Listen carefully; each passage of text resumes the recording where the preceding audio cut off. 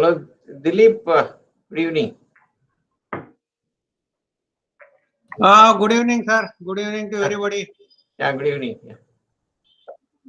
And good morning to the people from US. Yes, yeah. Good evening, Dr. John. Yeah, good evening, sir. And Yeah, greetings good to all of you. Yes.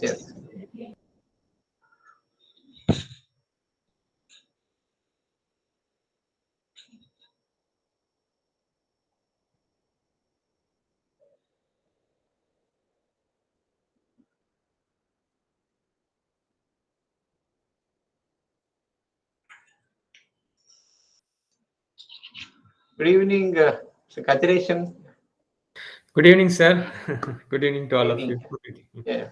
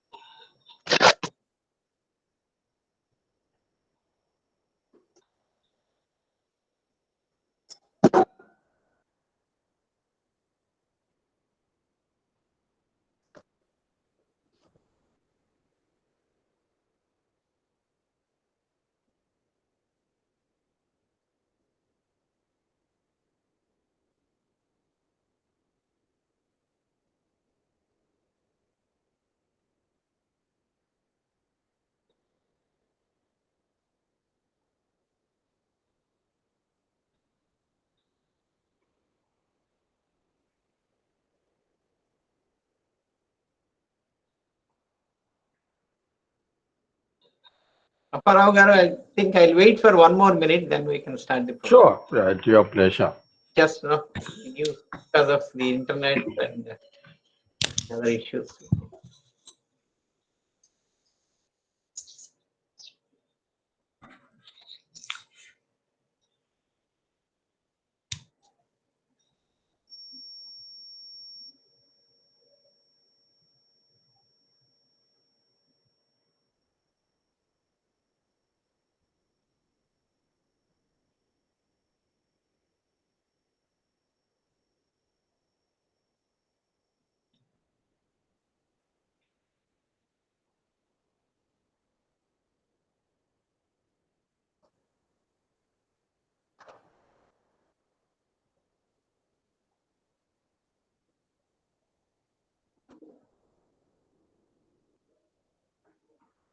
Good evening, everyone.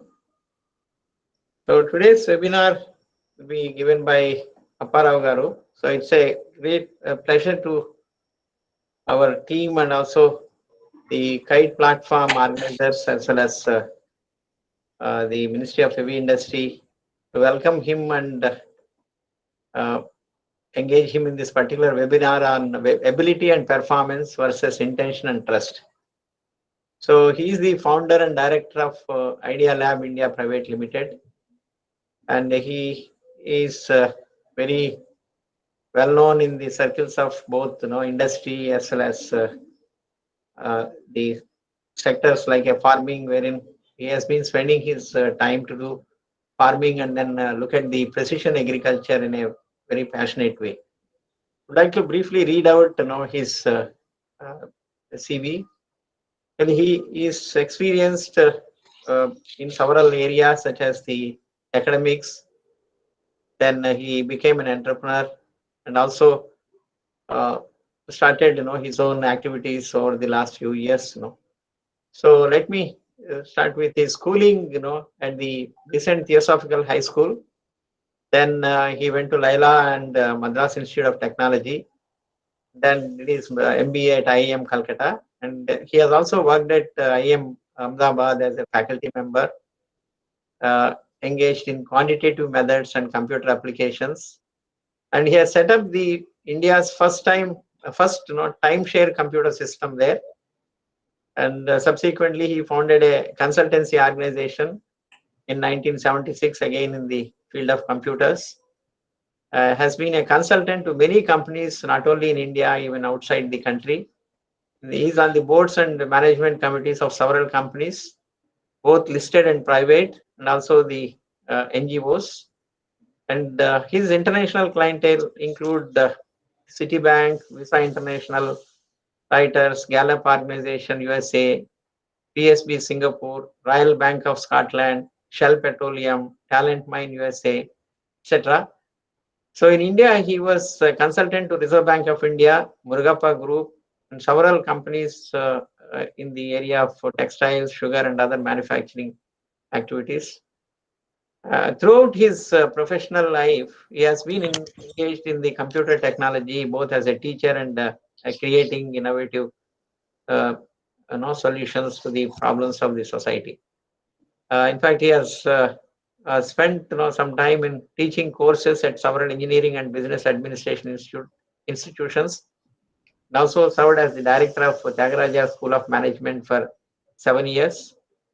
And he was a visiting professor at many educational institutes.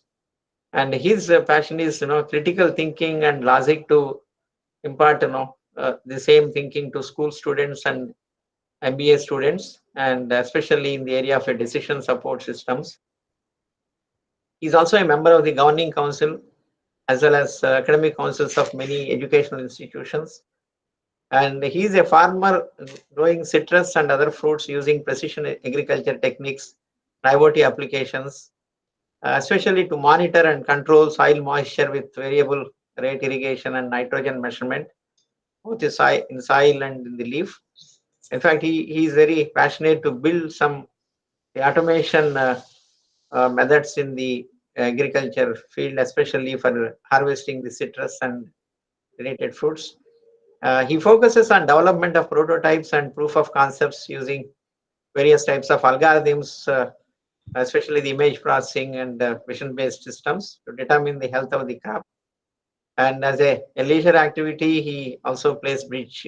Of course, we know that he used to come to IIT and then meet some of our friends, used to come from outside the Chennai also. So with this brief introduction, I request Mr. Apparao Garu to give his talk on the ability and performance versus intention and trust. The idea of choosing this particular title is when we were talking a couple of days ago. He was generally talking about the skill development, and also capability enhancement. So then he shared some thoughts. I thought that this would be a fitting topic for the audience that we are addressing today. And they're all the interns who have been selected for 3 to 6 months. So I just welcome him to really give this talk to all the students who are listening to you, sir. Okay, thank you.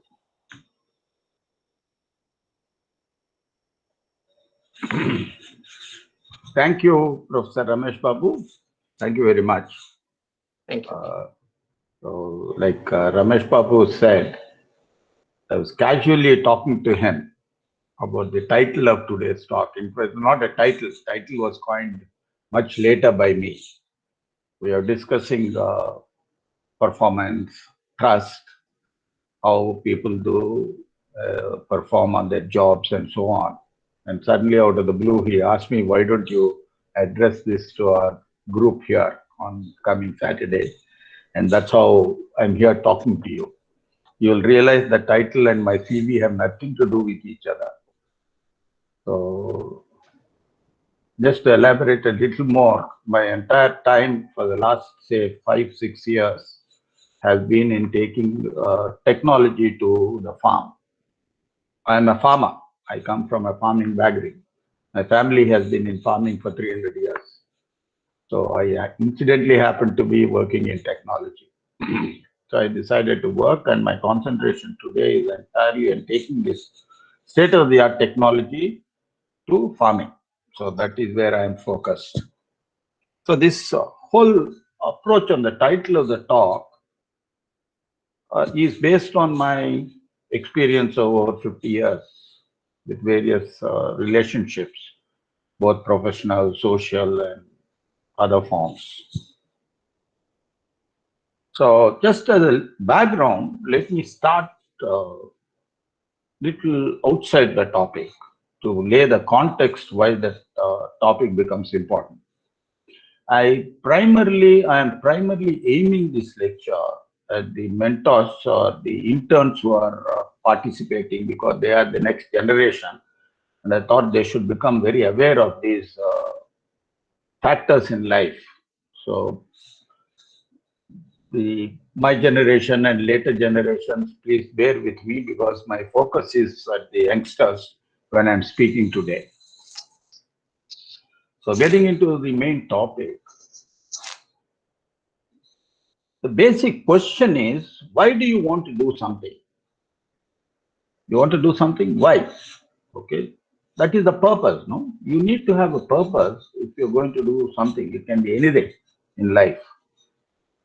So if you ask a set of engineering students who are there as interns or elsewhere, why are you studying engineering? Most likely that answer would be to get a good software job which pays me well.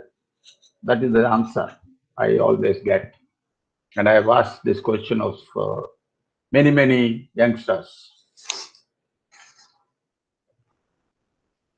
But what the point they don't realize is, getting a salary or a well-paid job is really the result. It is not the purpose. Let me lay it in a different context for you. If I've asked several businessmen, why are they in that business? And again, the answer I get, to make profit. My reaction to them, making profit is the result of your business. It's not the purpose of your business. So you have to see there is a difference between purpose and result. Majority of the time, because this clarity doesn't exist in a person, the purpose is covered up or there is no purpose. So people assume that result is the purpose. Let me illustrate it with in sports so that you'll understand or clarify it better.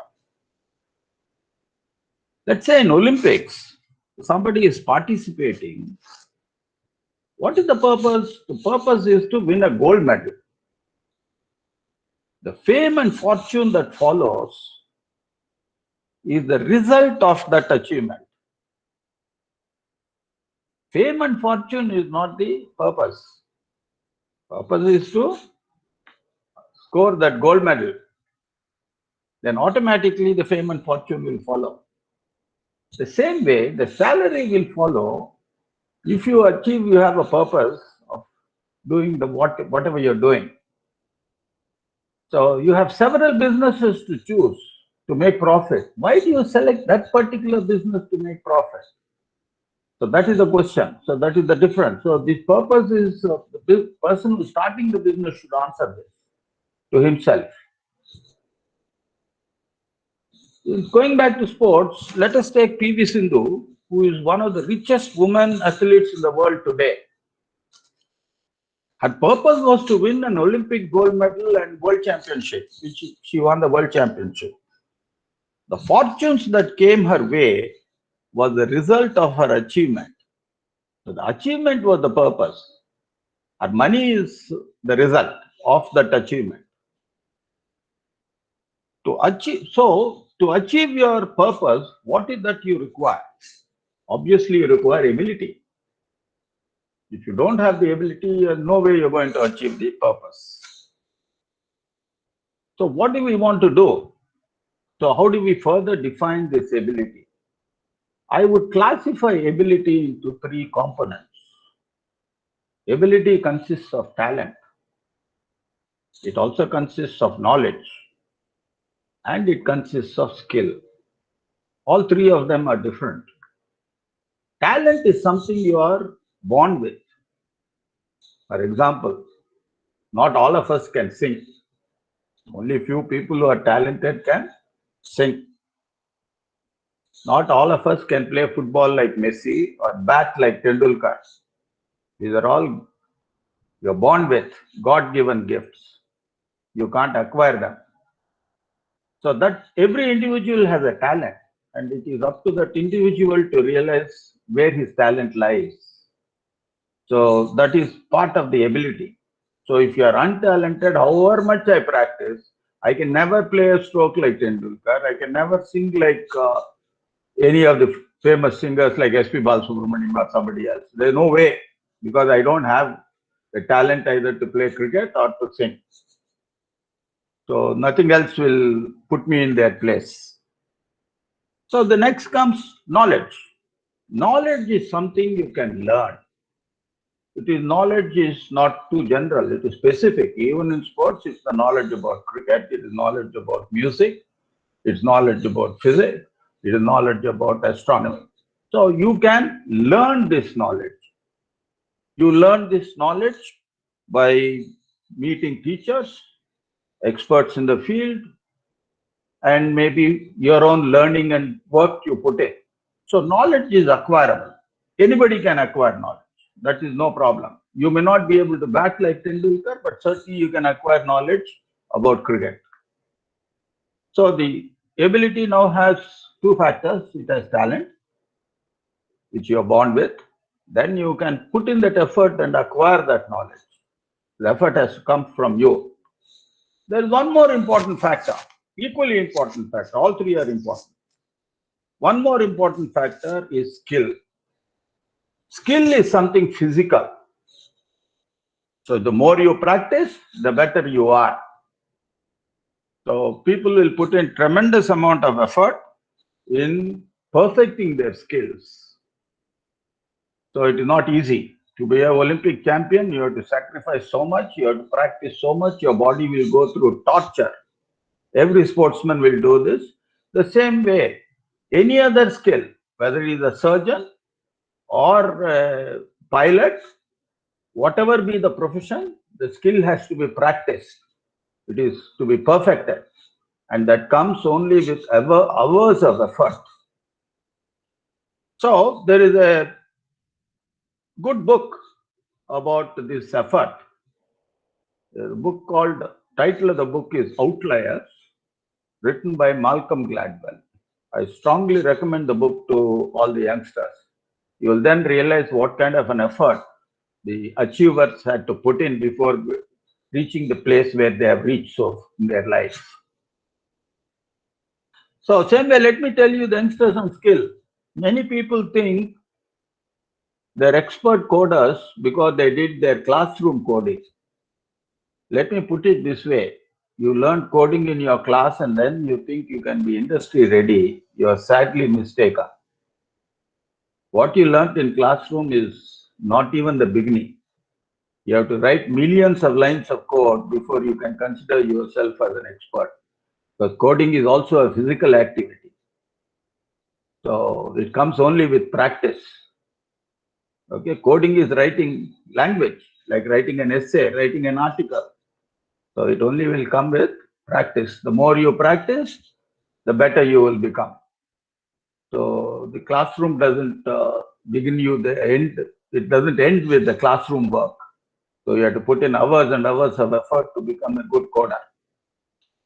So these are the three elements of ability. So one can once you have the talent and you have identified the talent in you, so you can choose a profession, and related to that, you can certainly acquire the knowledge and practice and rate your skill, move your skill many grades up. So you have the ability, but you now have to deliver that ability. Just acquiring it and keeping it to yourself is no use. You have to deliver it somewhere, and that delivery is performance. There are ways to measure your performance, and the performance is measurable. Both ability and performance are measurable parameters. So it's one way performance is a metric for your ability. Now the question arises, what is that metric? The question arises for that metric, can you deliver accurately in the committed time? Because both are needed. Can you, if you deliver inaccurately, you will still go beyond your committed time because the rework will happen, and rework is extremely expensive. So if you want performance, you now use the ability to deliver. So that is where performance comes. So you want 10 on 10 performance, you need extra amount of effort to deliver that performance. Just acquiring ability alone does not guarantee that you will be able to deliver. So again, that's another parameter by which you do. How do you move into this performance situation? So I talked about deadlines briefly, because deadlines are very important in life. So you have to, time becomes important. So let me slightly digress for a minute on this, because I'm extremely conscious of this. When individuals do not have to pay the economic cost of an item, that individual doesn't realize the importance of the resource, because it has zero economic cost. It doesn't cost him anything. So there is a tendency to waste this resource, completely waste that resource, because he doesn't have to pay for it, nobody pays for it, the economic cost of it is zero. The example I would like to share with you is, say 50, 60 years ago, if someone said that in the future you had to pay for your drinking water in a bottle, that person would have been put in the mental asylum, because water was freely available. Everybody drank water. There is no problem with water. But today, what is the state? Today, we pay for our drinking water by the bottle and pay quite a lot of money. Why did this happen? Because in the early years, there was no economic cost to this. Today, suddenly you realize there is some kind of a critical shortage of this resource. Economics has kicked in, there is a supply-demand situation which has kicked in, and there is a cost to this item. So that is what is happening. Being a farmer, let me share with you one major issue with farming on this economic cost issue. Today in India, for a farmer, water is free, electricity is free. Okay? So farmer now has no respect either for water or for electricity. So he will switch on the motor and keep it running until his well dries or there is electricity fades. He doesn't bother about how much water is he using, how much electricity he is using, because he is not paying for it. So why should he even think about it? He doesn't realize that excess watering is as bad as shortage of watering a plant. Both directions are very harmful to the plant. Okay? Let me draw a parallel to you. In a country like Israel, which is all desert, one of the let's say, leaders in agriculture in the world. Okay, they export all their vegetables and perishables to Europe. They have converted deserts into farms. That technology aside, an Israeli farmer pays for the water and pays for the electricity. He has an economic cost for that cultivation of that input into farming, which Indian farmer doesn't do. So what has happened now with the result? So he is very conscious. So he now measures how much water does he plant require, and he only will water that much. Okay, so that is what interested me in Professor Ramesh Babu mentioned about me, that I got into precision agriculture. So my studies was that if not today, sometime in the future, we will have water problem for farmers. It is already happening. Okay, there is shortage of water for farming. So we now need to have systems which will economically cultivate the farm and optimally cultivate the farm. So that's a digression. Why I mentioned here on deadlines also, let me say that to you, all the youngsters who are in this group. There is one item in your life, current life, a student life or whatever, which has no economic cost for you. Can you guess what it is? Just think for a minute. It is time. You have time. Time is an element in your life. To you, time has no economic cost. So what do you tend to do? You tend to waste your time.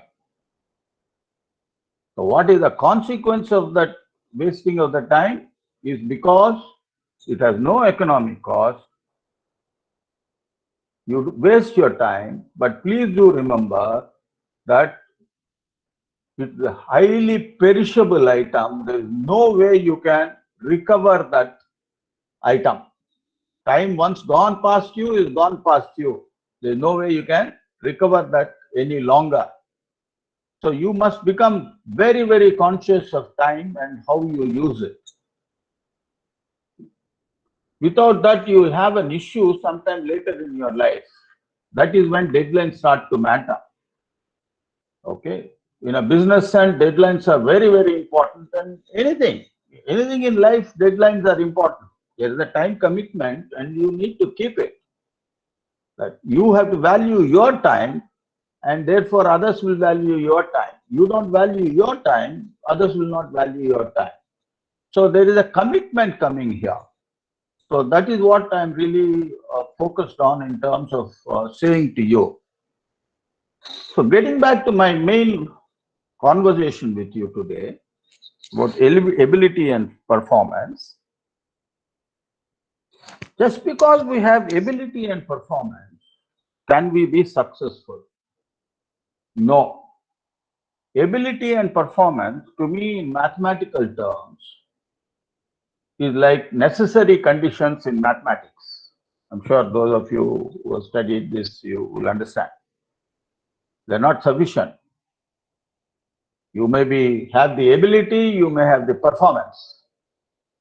There are two other factors which you need in your character to make you successful.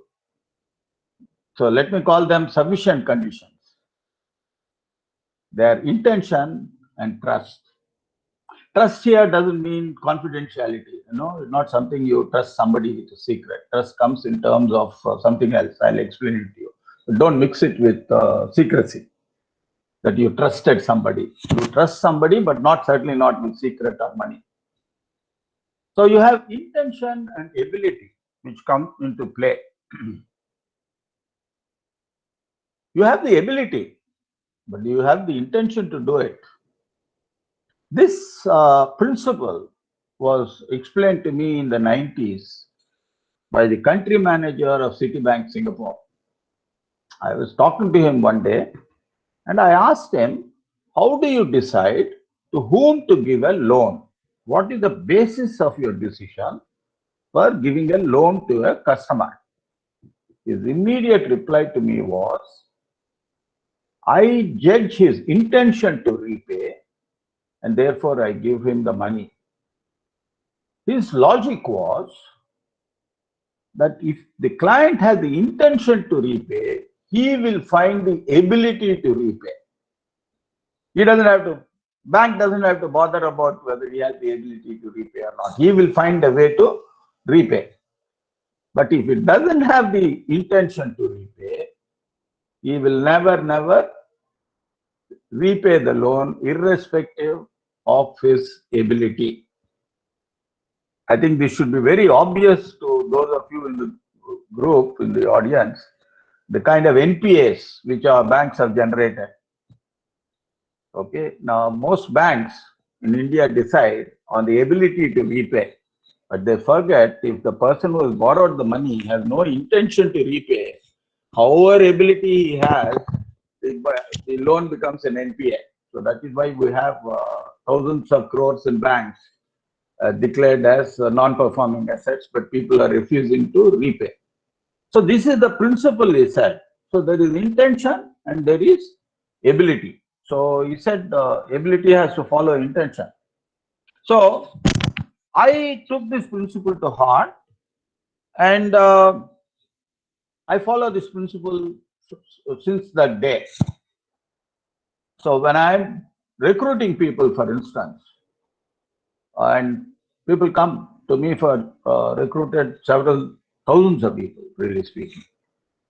So my first assessment is whether he has an intention to do what he is claiming to do. Okay.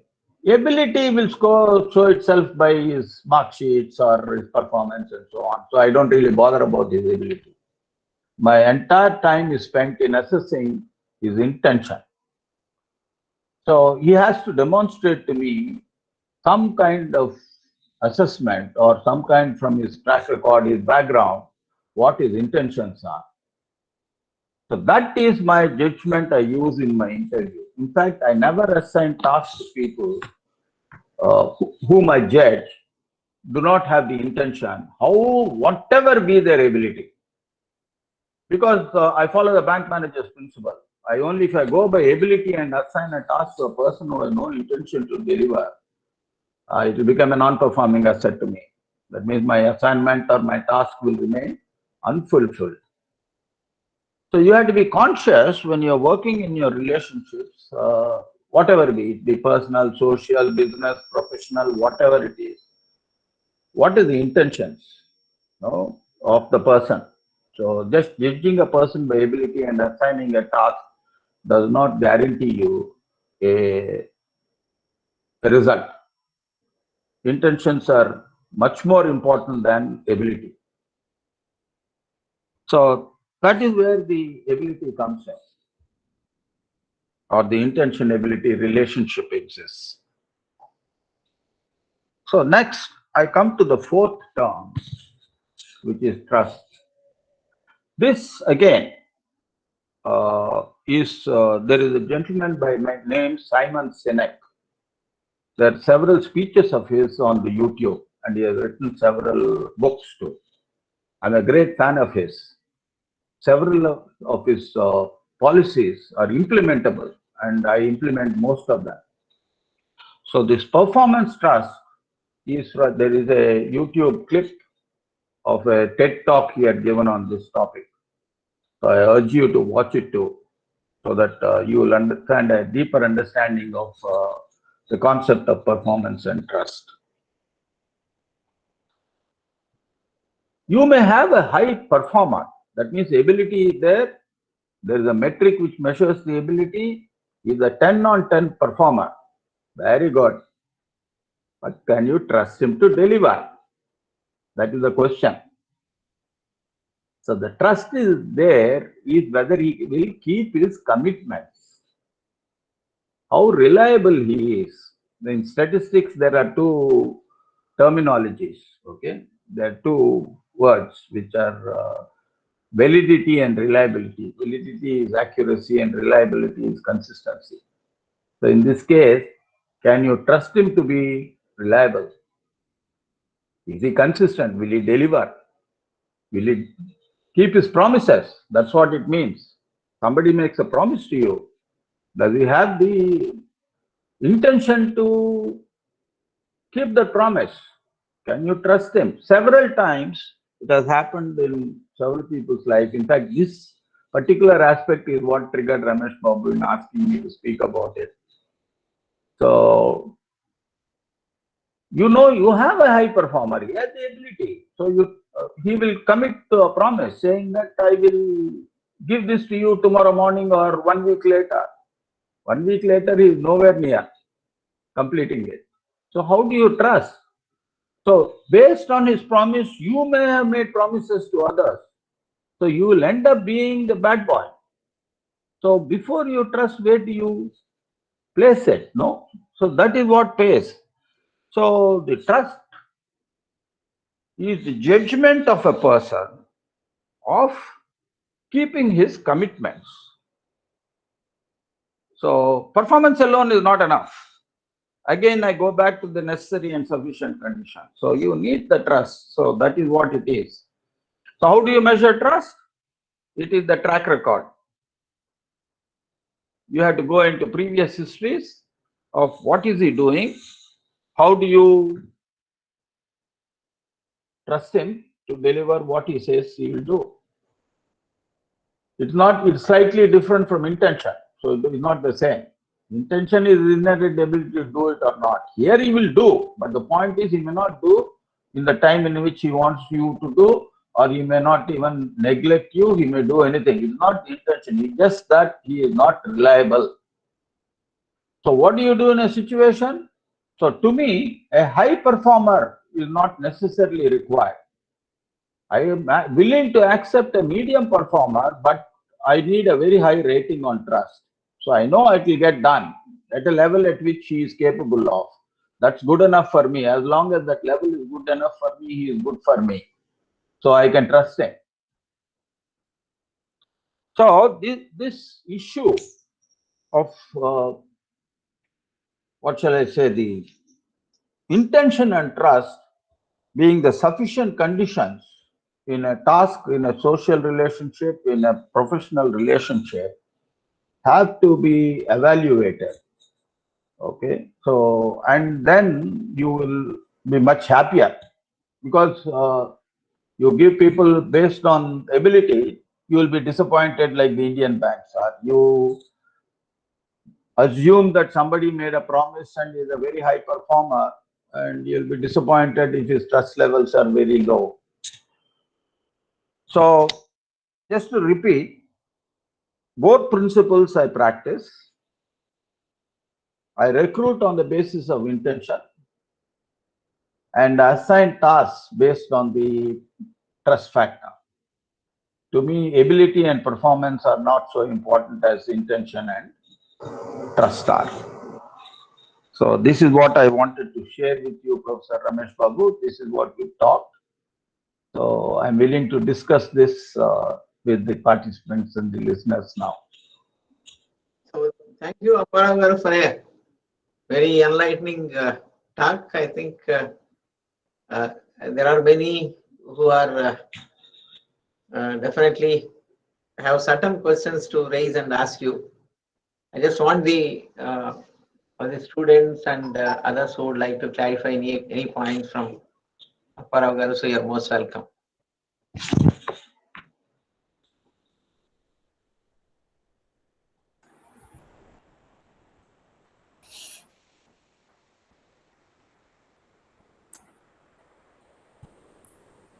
Sir, thank you for your good lecture, sir. First of all, okay, I'm very happy to note that okay, you are from MIT campus, okay, Madras of Technology. So I happen to work there, okay, in all portfolio, right from lecturer to level of dean of the MIT campus. It's really very nice to meet you through this platform. So thank you very much, sir. So you have given a kind of wonderful, okay, new type of vision, and it's a kind of a country with a huge population, even the educational level of people involved in the kind of farming activity and other things are not so great, and they are now toiling in the land for centuries, and then but still they could not make out any kind of great improvement. So anyway, I do not really understand what is the kind of core problem in them. So I feel that the modern technology or the other thing should reach them, so that particularly their produce should be safely transmitted to the end use. Prior to reaching the end user, more than 50% gets destroyed. That's what I believe. So therefore, the kind of what the price the farmer they have to get it, that is not reaching them. So any produce they make, the next person what he hand over only to the half of the price, whereas a consumer get it into a kind of double or triple price. I do not again blame the intermediate people also, because in the transit it is a perishable one, so therefore we do not have the kind of technology to preserve them and something. I do not know. So therefore the modern technology and other things should be brought to the farmers, I think, then they can do good work. That's what I believe so. And again, as you told, the mindset of the people also should be greatly should be changed. So trustworthiness is the most interesting and important one. So that is needed. The moment the trust comes in, all other things will automatically come in.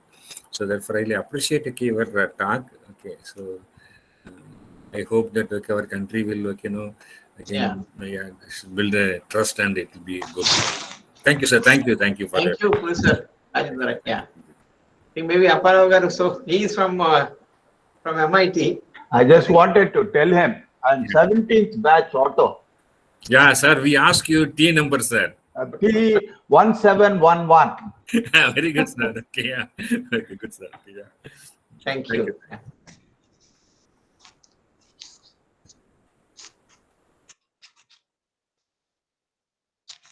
Any other student wants to ask any specific thing, because you all aspire to become very, very achieved personalities in course of time.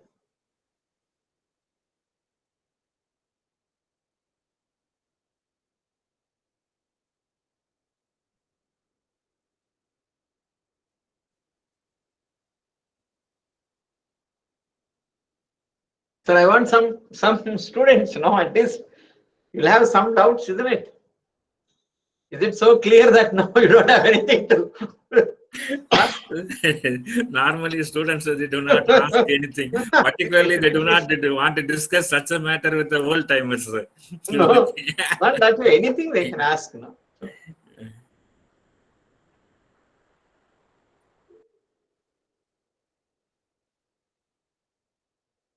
So I think there is someone, Sumed Shingade. What are alternative to deadlines? He's asking. What are alternatives to deadlines? I'm not. Can you elaborate the question, please? It's not very clear to me. Is it escapism? See, alternative is just simply escape from the promises. No, let me, I don't know. Let me attempt an answer. I think anything we do in life, time is always a dimension. Okay. You may not realize it, the time is a dimension, because several people lead lives without time as a dimension. But time is always there. So therefore the word deadline there, because you need to complete a task at a given point of time. No, but there are things where deadline may not be applicable, like research. Okay. So it is not possible to specify a deadline in research. Time doesn't become a factor there, because you don't know how long you will take to discover something. There is a lot of trial and error involved, there is experimentation involved, and such like. So time is no longer the factor in that particular field where research takes place. So what becomes there is what important there is, research is what is the purpose for which that research is being done, and what is the commitment being shown to proceed on that timeline. Okay. So, is he proceeding? Is there a commitment? Okay. In terms of, there are milestones in that research. Failures are also milestones. Let me share. In research does not guarantee a success at all. Research also, you learn from failures. You have to make multiple attempts before you fail, and then only you will succeed. Okay, so deadline goes away. But the thing is, are you making progress? Including, I'm saying progress doesn't mean positive, it can be negative. I've learned something by failure so that others following you don't have to take that path. Okay, you've gone down the path and proved that, that's a failure path. So others can explore alternatives from the paths which failed. Okay, so that is also proves commitment. Okay, I only use deadline as a quick because it's a short lecture and it's a more philosophical lecture. I made it. Does it answer you? Yes, sir. Thank you. Thank you. Yeah, there is another question by Yeah. Tej Tarun. Yes. He says, how do we know if someone has intention to pay or not? Tough question. I learned it by experience. Okay, it's very subjective. Sir, like on the other hand of that, I have a question that's very much connected. Yeah. How do we make sure that like our intention is clear to the other person? Like sometimes we try a lot, but then still we give them a wrong impression. It can happen. So Okay. how do we just make ourselves clear? Okay. Let me. To me, both those questions are separate. I'll answer them. It's not the same answer to two of you. Okay. First is, how do you judge intention? See, I'll quote a recent example. I was interviewing candidates on behalf of a company, software candidates. Everybody came with excellent marks. So everybody was equal on the mark sheet. So everybody claimed that they are learners. Okay, that they learn quite a lot. The marks prove that they learned academically in terms they did whatever be the examination, they scored those marks and they got it. There was one person, one candidate, who told me that he learned a technology which was not part of his academic environment. That means outside of his classroom. I probed him further and established that he indeed learned that technology. Fortunately, unfortunately, I was familiar with the technology, so I could do that. Now, what does it tell me? I know his intentions are to learn. Very clearly demonstrated, where the rest of the candidates had no such track record to demonstrate that they are learners. A learner is a very curious person. Okay, he doesn't limit himself to what he is being told. He will go out and seek knowledge. So I was trying to get learners. Now, this very clearly demonstrates to me that he had the intention to learn.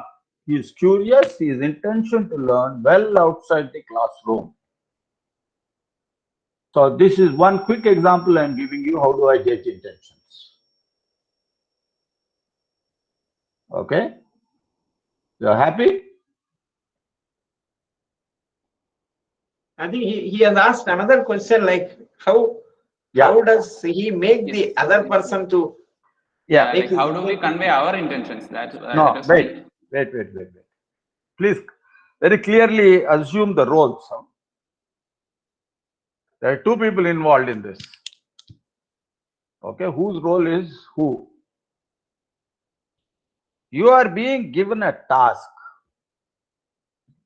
to accomplish. The person who is giving you the task has to judge. Having had the ability, do you have the intention to complete it? Okay.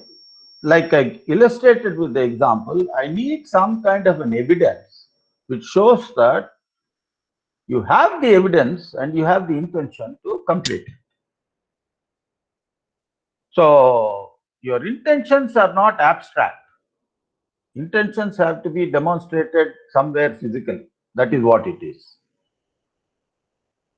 So it is related to how well have you done in your past, if that is what. In a loan situation, the track record of his credit history will show up. Okay, so that is what the banker has to investigate, not whether he can provide the collateral or what the situation is. So here also the same thing will show.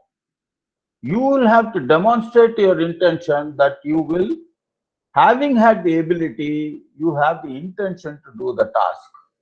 The demonstration is in your hands to convince the other person. It's not the reverse.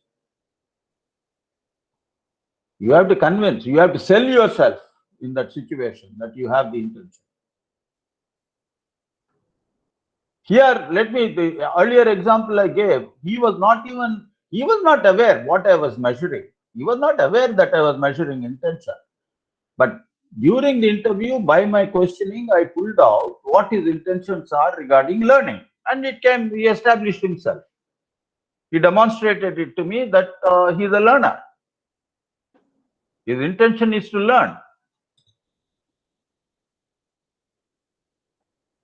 Let me also share with you, it was Hemant who asked me the question.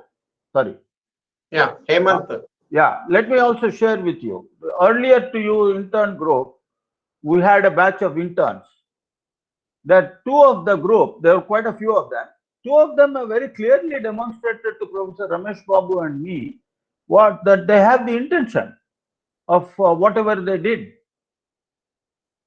Very clearly they demonstrated. Because they went and proved that, put in that effort to complete the tasks assigned to them. So that is my track record. I have no hesitation of saying that they're recruitable in that situation. So that is what it is. So you will have to, if you are the person who is being given a task, you are the person who have to convince the other person of your intentions. There are no rules. It is not mathematics. There is no algebra equation there. Okay. Thank you. Another question is by Shubhayu Das. He says, is asking this question. In case of an interaction like an interview, what is the approach of an interviewer to assess if a candidate is credible enough for a respective field of work?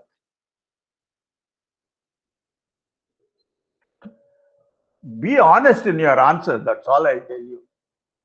Because, because you have to respect the interviewer. He is an interviewer. Main reason, please give him credit. He is in that position because he can judge between truth and falsehood.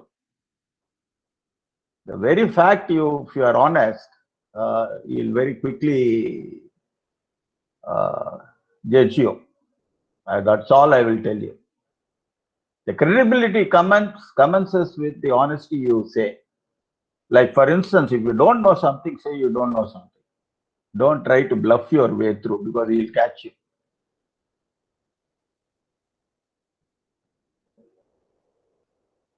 Thank you, sir. So, yeah. So, any other question from anyone else? No. So, Sir, Yeah. sir, we hear, right from childhood, we'll always hear that someone saying time is money, don't waste it, sir. But something will stop, means at the moment when someone said don't waste time, we'll think that we have to save time, so we must plan ourselves. And the next day, will follow the same routine. Can we say what's stopping ourselves from using effective use of the time? No, let me, so don't take it into a micro situation on time. There are external factors which will not allow you to work. So obviously, there are things beyond your control. There is nothing you can do. Okay. If other obstacles are stopping you on time, that's not your, that's not something you can solve. Okay. Like there is a failure of electricity. So what can you do? You can't do anything. Right? Yes, sir. So if you are working with a computer and electricity fails, what can you do? You cannot do anything. Okay, so there are factors beyond your control. That is not what I am talking of. Time being wasted. You had whatever time you have, how effectively are you using the time is a question. Okay. Yes, sir. There is a word in English language which is called procrastination. I know it's difficult. I don't want to go into language usage here, which is postponing things in general. No, what you have to do now, you'll say, I'll do tomorrow. You will do nothing today. Tomorrow also, you will not do anything. Today is gone. So, I'm not talking that you should not be entertained, you can't party, all those. No, they are all part of life. That is not what I'm saying. I'm not saying 24/7 you have to work. Certainly not. There is a time and there is a time for everything. Okay. So, you have to use the word, the time effectively and productively. That is the point I'm making. Yes, sir. Okay, let me say one common habit I have noticed, okay, which I gets very irritated with me. In fact, that is not done in my office at all because I made sure it doesn't happen. You are writing code, okay, that means your brain is occupied on a logical process of thought. Now your phone rings. What will you do? You will answer that phone. What have you done to your task? Your logical process of thought has gone for a toss. So now you have to restart. Your brain has to come back. So that is what you are not conscious of. There's nothing which stopped you not answering that phone. So that is where you need to have respect for time. You have a respect for time, then when you're doing a logical thought and a code, you don't take away your focus from that and do something else. That is what I meant by this. Okay, time being, don't waste your time means that is precisely not external factors stopping you from doing things. External factors are under nobody's control.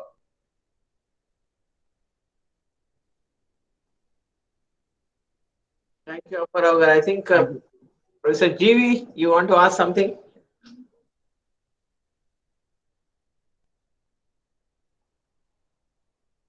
Or any other members?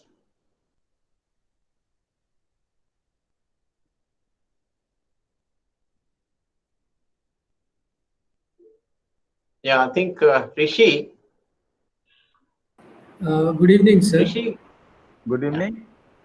Yes, sir. Sir, I had one doubt. Sir, right now I am being in final year aerospace engineering student. This is a time when we apply for jobs. So now there are n number of students with us applying continuously on the same platform. So how can we produce or show our skill set, the trust or the performance abilities being a fresher on a paper on the first place, like before going into the interview position? How can we build up the motto of like, yes, being a fresher, having less industry exposure, we can show that? I don't want to go into, I don't mind having been an interviewer for several years. I don't mind Ramesh Babu arranging another webinar on interviews. Okay, but to quickly answer you, I'll only say one thing to you. Okay, how are you different from other students who are applying for that job? That's a question you have to answer to yourself. That is what will make you recruitable.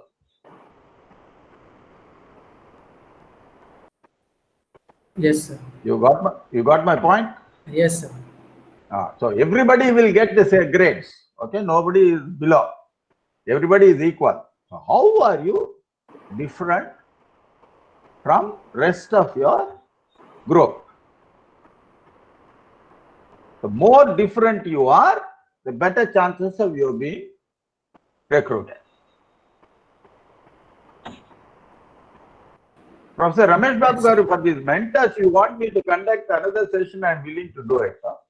Yeah, definitely. So maybe Or if they want to interview what happens, so that they are not aware, because in their life this is the first time they are going to face an interview. yeah, the mentees, yeah. Yeah.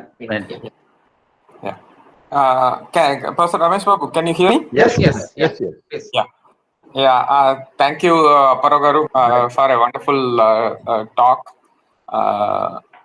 I've been teaching in IIT for 3 decades. Okay. Yes. Now, I have been observing a major shift in attitudes of people. All of us, observe this. I see that actually my students are valuing their time much more than, actually it's the other way around. My problem is they are giving too much of value to their time.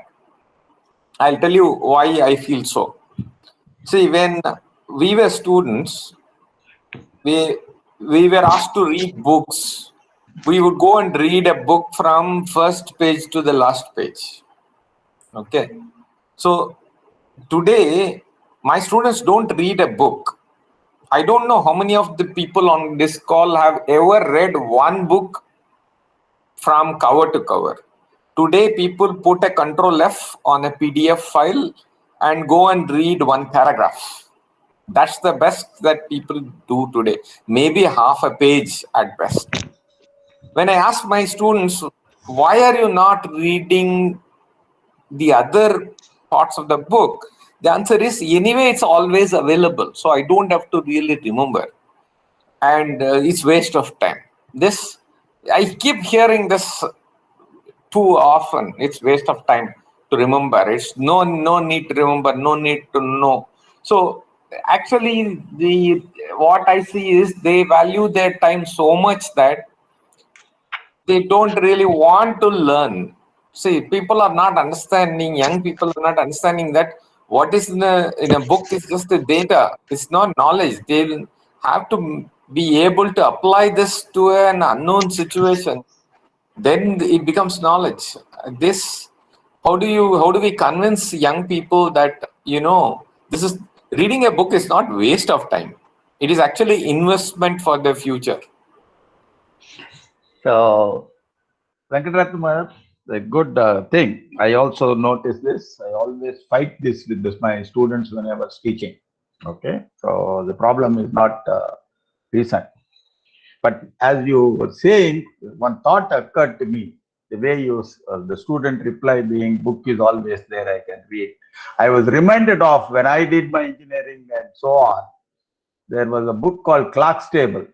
I don't know, you must have also seen it 30, 40 years ago, pre-internet. Yeah, I used it in my, in my high school. So the students have reduced all books to Clark's Tables. That is what thought occurred to me. So they'll go and think they can refer. But the reading, see, I will deviate from this to you, okay? I know the problem where it lies. So let me go back to the problem. And then I don't have a solution. I know I've identified the problem through years of dealing with youngsters. See, briefly in my talk, I mentioned about skill. Reading is also a skill. It is a physical activity. Okay, just like writing is a skill, reading is a skill, listening is a skill. All three are skills. The way our primary, secondary, your IIT entrance examinations all go, These skills are given a go by. The student does not develop listening skill, he doesn't develop reading skills, he doesn't develop writing skills.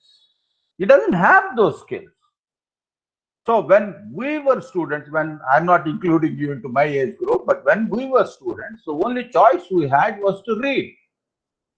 So we had that skill. So we can read a book cover to cover without any problem. Today's youngsters, I doubt if they can read more than one page in one sitting because they do not have that skill. It is not concentration. It is a skill. That's what I'm trying to make the difference. So the skill is not there. That is where the struggle is. They can only read one paragraph of a PDF. You give them anything more, they will not be able to read. So you can also check. No, they can't. They cannot even write, isn't it? They will not be able to write more than 2, 3 simple sentences without committing grammatical mistakes. Yeah, true, true. So the skills are not there. Unfortunately, our primary to the school education is in shambles with regard to these 3 skills. So it's gone. You and I can't correct it. You can't blame the student today because he hasn't come to you. That is why I'll tell you one more thing. I have a serious problem on this. Let me share it with you. 15 years ago, 20, when Ramesh Babu mentioned that I set up the first timeshare system in this country in IIM Ahmedabad, I had 27 volumes of documentation about that computer. 27 volumes, what HP gave us, Hewlett Packard gave us when we bought that computer. Today, if I buy a computer, the manual comes like some bit notice, no? We can't even read. I need a magnifying glass to read that manual. Why this change? Because the market has realized nobody is reading manuals anymore. And they set to work without reading the manual. The first thing in my organization is without reading a manual, you will not even open the package. So people have lost that skill. Even manufacturers are not providing manuals. So that is the problem. That is why I said I'll go back. The students, it is the inability to read rather than intention there. They do not have the ability to read. That is the problem. So that has happened. You can't solve it. It is not at IIT level because it has happened in the school systems. You ask the other mentees who are here, no? In the school, they wouldn't have been made, they wouldn't have read any book in school. Why now?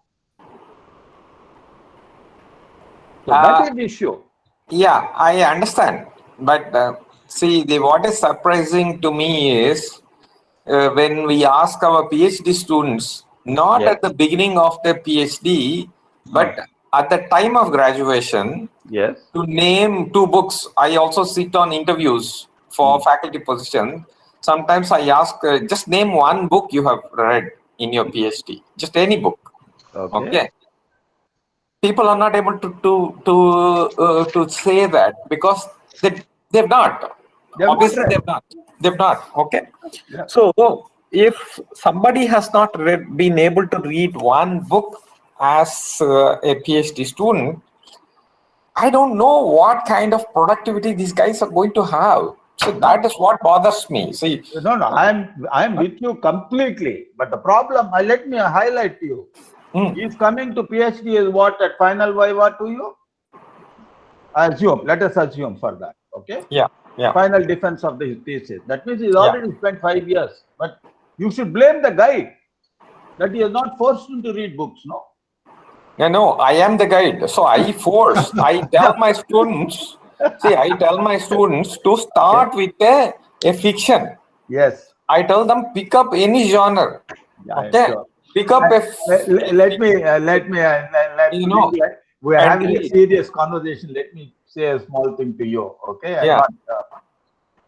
I have 18,000 books in my library. So Wow. you're talking to the wrong person. I know. See, I also have a lot of books, and I do a lot of reading. I've been a voracious reader since my childhood.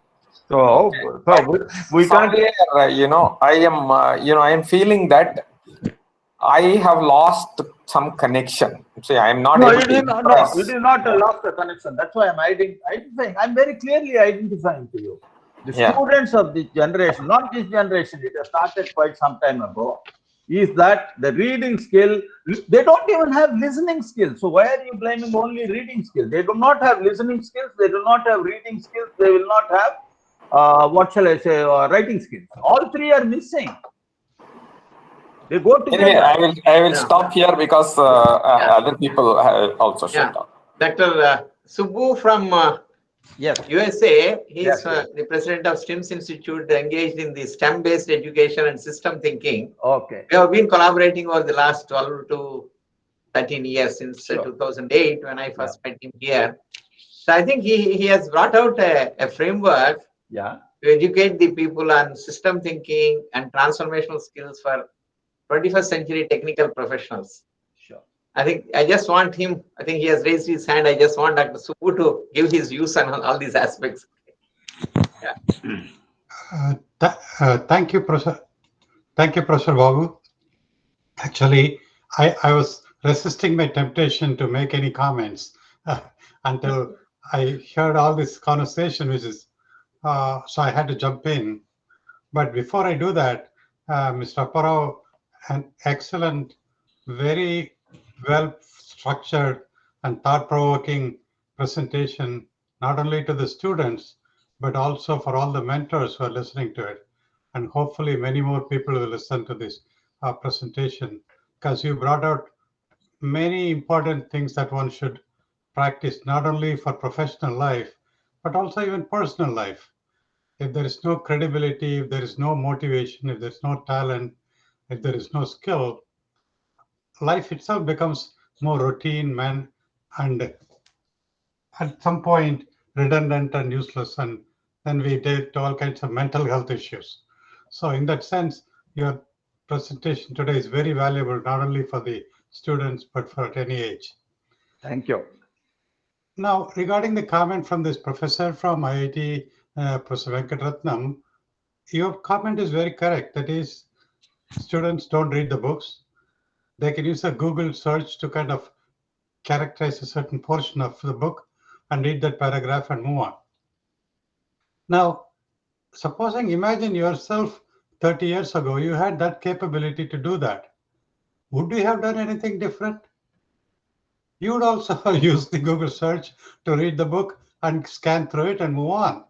So the very notion we did something some way 3 decades ago is correct, but the way it is done today is also correct because there are skills available through digital technology. So we have to also reframe our thinking and how to teach, how to train, how to mentor ourselves as well as young people going forward. We will cover some of that in our next week's webinar. I don't want to get into that, or not. This is a commercial for the next week's seminar. But we have to stop putting down someone else saying they're not doing this. We have to put ourselves up to say, what can we do to make them do what they should be doing? What can we make the students or mentees become more talented, more motivated, more professionally engaged? And some of the characteristics that Mr. Apparao talked about becomes a second nature to them, not at the 60 or 70 years old, which it will come to them for some of them, but how can it come to them in this when they're young age, like 20s or early teens or late teens or early 20s. So working with Professor Babu, Mr. Apparao, Professor Venkatratnam, and all of the mentors, our goal should be how do we develop that skill set in our interns. So that I see as the unique opportunity in this internship program. So the last point is, Mr. Apparao mentioned about the Mr. Michael Sinek and asking the question why. I think whatever discussion comes, instead of putting it in a negative context or unable to do it, let us reframe them to ask the question why. And what does it lead to a solution? And that is essentially system thinking. as opposed to there's a problem, it cannot be done, that's the way it is. That's a task-oriented thinking. We'll discuss more of this next week, but for today's this webinar, and a very good one, I wanted to bring that closure. That is, let all of us, students as well as mentors, let us start thinking about how do you address the problem on hand moving forward, looking at the problem in totality as opposed to bits and pieces. In other words, let's look at the screen as a whole and not at the pixels. I think if the students carry that thought along with the good points made by Mr. Apparao, this 1 hour spent would have been a very valuable time. So that's my brief comment. Thank you, Dr. Subbuno. So finally, I have a question, Apparao garu. Yes. See, today we are sitting and talking about the current technologies and the way the education is going on.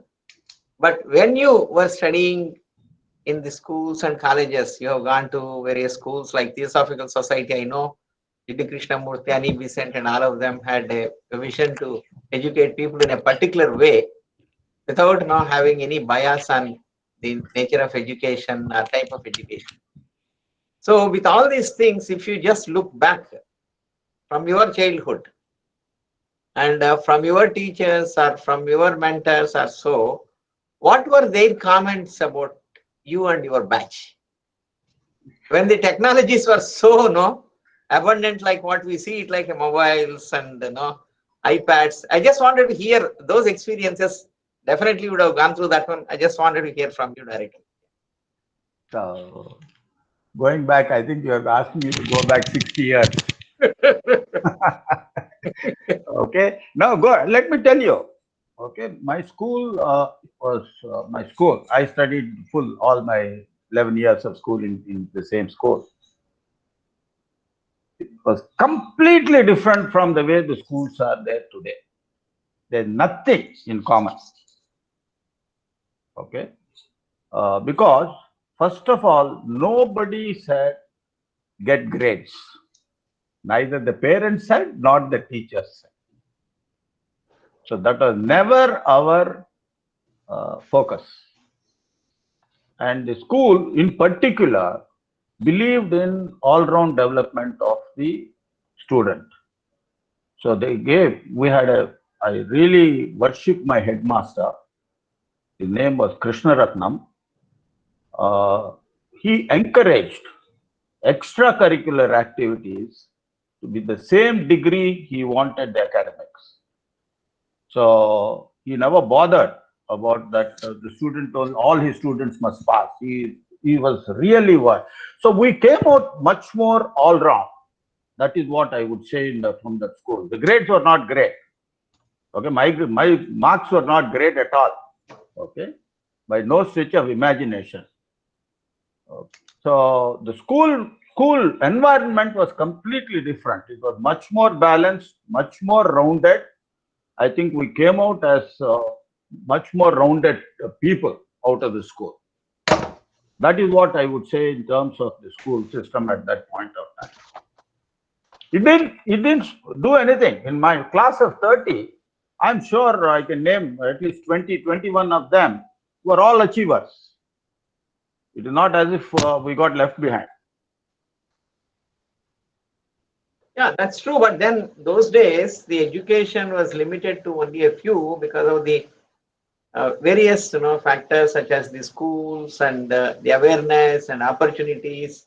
It was only 350 million people, and now it is like a 1.35 billion. Yes. So I think in view of all these things which have happened in the past to now, going further, you mentioned that generations are going through this sort of a change. What changes would you expect that in the next generation using all the technologies? I don't think that we can go back to those days where the teacher used to ask you to go and do everything to make you an all-rounder. But then you want to make these people also into all-rounders in the next generation. Like how do we foresee that these things can be attempted by some methods and tools? Really, I have no answer. But one comment I want to make based on what Subramaniam said. I agree with him that generations change, methods have to change. I agreed with Venkatratnam, nobody reads. Okay, now we said, how do we use digital technology to do? So the question is, how do we use this technology to be a better learner, more knowledge? These two are required. So I'm not sure. Okay, I'm not saying negative or anything. Are they better learners is the first question. If so, is all right. If not, what is that? How do we redesign our systems to use the technology? Okay, will be the issue. Okay, then if it is a comprehensive design and we do it, it's fine. But to me, it appears that we are doing it in patches. So there is no, like I'll use his own analogy. We seem to be doing it in pixels rather than in screens. So that is the problem I see. Okay, so that is what it is. I'm not saying that everybody must be, this generation must be made to read books, or like I said, they don't have the reading skill, so you cannot read the books. Fine, if they don't have to read the books, but how do we fill that whatever problem that reading was solving? That will be the issue to me. So let me say another thing, Professor Ramesh Babu. There is too much parental pressure on grades today. I don't think it is the education system per se. Okay, so it is grades and grades alone, no? So the sports activities have completely gone out of our school systems. Because the parents just don't want their children to play. I've seen directly. No, that is the issue. So it is not the educationist alone can solve the problem. The parents also must realize. So I don't know. I have no solution to this. I really don't know. Thank you, sir. I think one last question from Rajan Rambabu. Again, Yes, it's my classmate in BE. I think he has several experiences in various companies like Aramco in Saudi. So I think he has some maybe way forward to help us. Okay, so I think you can ask your question and then give your feedback. You have to unmute, huh? Yeah. Rambabu, can you?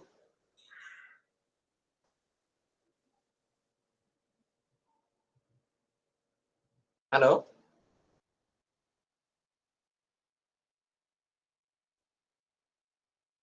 You have to unmute. Yeah.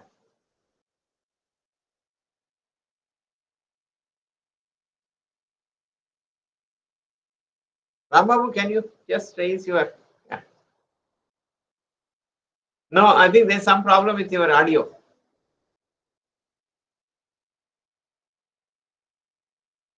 No, your audio is not. Probably you have to reset, or else you can put your question in the chat box so that I can just ask him.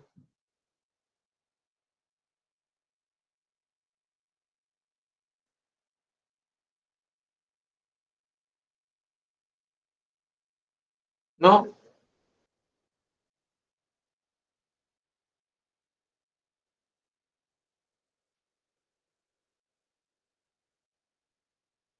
Would you like to put your question in the chat box?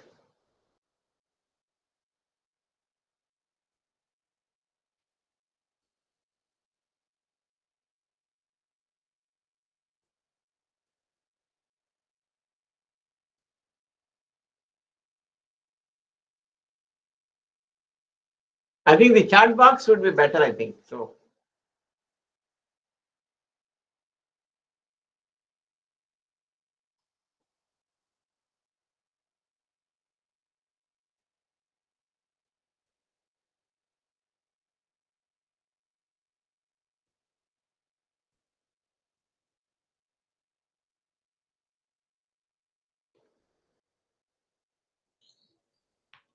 I think he disconnected. Huh? I think he's rejoining, I think.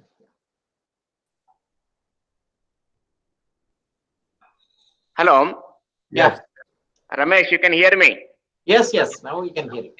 Okay, I'm sorry. I think there was some problem.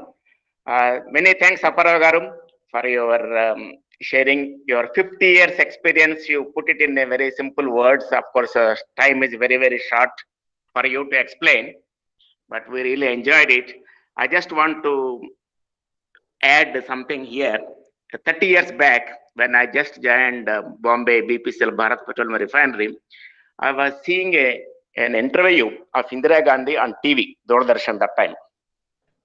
The reporter asked her, "What is the secret of your success?" She summarized in 4 lines. Of course, she explained afterwards, which of course you elaborated today in a clear way. What she said was clear vision, iron will, strict discipline, and trustworthiness. And then she elaborated, as a politician, if I cannot make the people to trust me, nobody will vote me. Means, bharosa dilana ka hai. Without bharosa, nobody will trust you, nobody will vote for you. That is what she said. And you clearly brought out in your talk today, very lucid talk.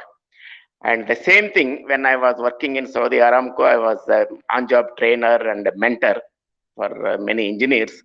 I used to tell them in Saudi, especially most of the Saudis, the trustworthiness and reliability is low with them.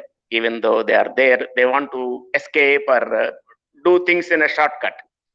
Especially in a plant, in a process plant, we have to depend upon them certain times to decide certain things. I used to tell them in my first month itself, all these things. Your hard work, clear vision, iron will, but trustworthiness and reliability is equally important. I used to tell them. And of course, some of them, yes, really have become changed it. But this is an attitude, basically, the personality development, which you really touched upon very well for all the mentees. And I hope they will learn from all this lecture today. And I thank you, sir, again. And nice to hear your lecture today. And thanks to Dr. Ramesh and everybody also, Dr. Subramaniam also. And thank you all. Yeah, thank you. Yeah, thank you, Rambabu. So I think with this, we would like to conclude the session and then immensely thank Apparao garu for preparing this talk and then delivering it to all of us. In fact, when I asked him whether you are going to give any PPT, so he said, no, I'll have to prepare my talk and then give it in a way that I can deliver it to the audience. So thank you, Apparao garu. I think next week, Dr. Subramaniam is going to give a talk on the system thinking and transformational skills, wherein he has brought out the way that we can deliver something as a technical output and will also satisfy the souls like the society with a system output. I think he is also an advisor to our AMTDC. I think we will look forward for his talk on next Saturday. So thank you very much, Apparao garu, and Thank you. Thank you all, sir. Thanks a lot for all the Thank you. participants and mentees. Thank you very much, sir. Thank you, sir. Yeah.